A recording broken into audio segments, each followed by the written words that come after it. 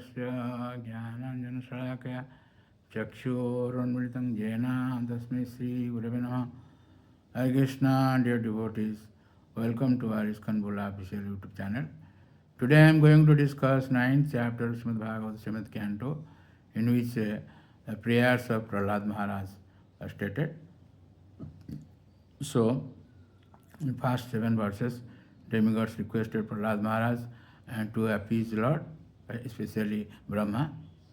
So, Prahlada Maharaj, following the orders of Lord Brahma, pacified the Lord when the Lord was extremely angry after having killed Hiranyakashipu. So after Hiranyakashipu was killed, the Lord continued to be very angry, and the demigods headed by Lord Brahma couldn't pacify him. So Sakshat Sri Prasita Devi Dushtva Tam Mat Adbhutam Adushta Sruta Purvatvat Sha Nopayaya Shankita. Lakshmi Devi couldn't dare to approach. Even Mother Lakshmi, the goddess of fortune, the constant companion of Narayan, couldn't dare come before Lord Nrsimhadev. Then Lord Brahma asked Prahlada Maharaj to go forward and pacify the Lord's anger. Prahlada Maharaj, being confident of the affection of his master, the Lord Nrsimhadev, was not afraid of at all. He very gravely appeared before the Lord's lotus feet and offered him respectable obeisances. In the purport, Srila Prabhupada Maharaj says, the Lord has unlimited forms and bodily features, Advityam, Achyutam, Anadim, Ananta Rupam. These are all spiritual in Vaikuntha. These are all situated in Vaikuntha. Yet Lakshmi Devi, the goddess of fortune, being inspired by Leela Shakti, couldn't appreciate his unprecedented form of the Lord. So, Prahlada Maharaj went forward and paid his obeisances. It is stated that Sopad Mudhe Patitam Tam Arbhakam Bilokya Deva Kripaya Pariprutaha Utthapya Tat Srini Adadhat Karambhujam Kalahi Vitrasta Dhyam Kritabhyam. That means when Lord Nrsimhadev saw the small boy Prahlada Maharaj prostrated at the soles of his lotus feet, he became most ecstatic in affection toward his devotee.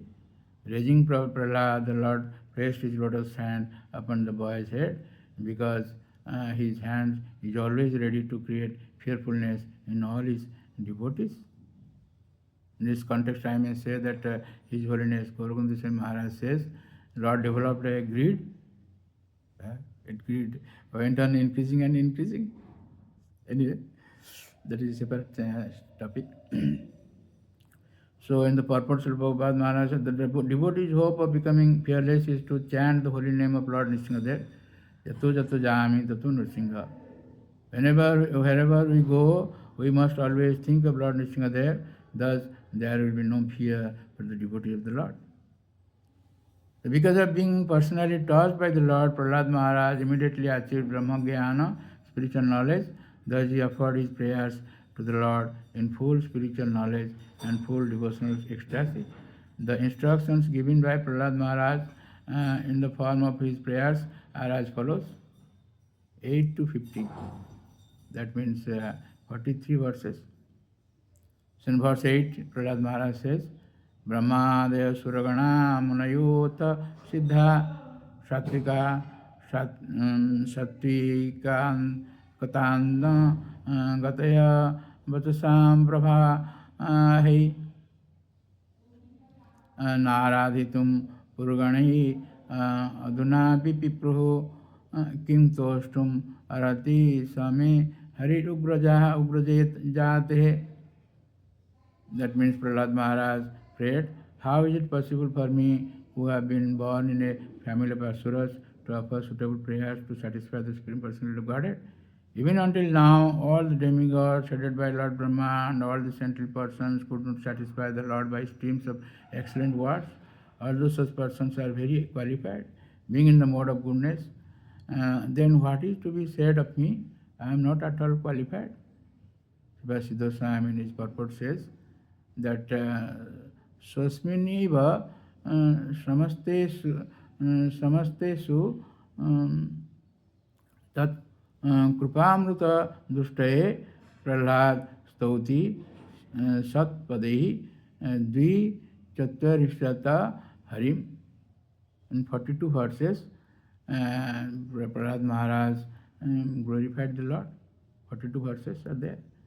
So verse 9, Prahlada Maharaj says, Mani dhana vijana rupatapa sudavaja teja prabhavara paurusha buddhijogat naradhanaya bhavanti paramasya punsa bhaktya tutosa bhagavan gajajuttapaya.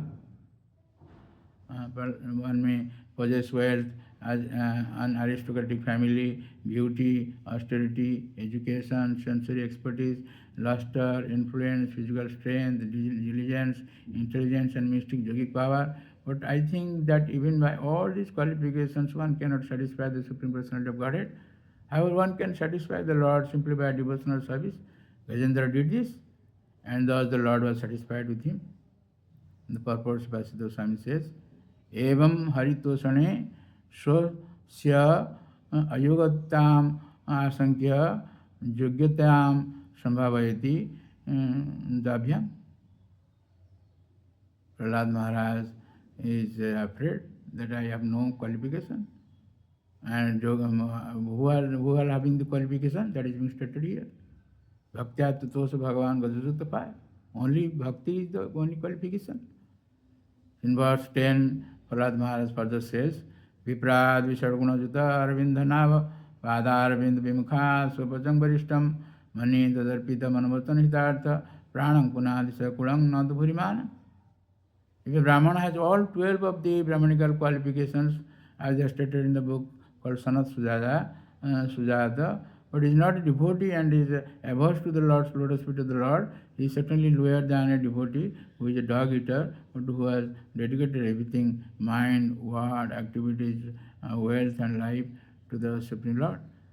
Such a devotee is better than such a Brahmana because the devotee can purify his whole family, whereas the so-called Brahmana in a position of false prestige cannot purify even himself.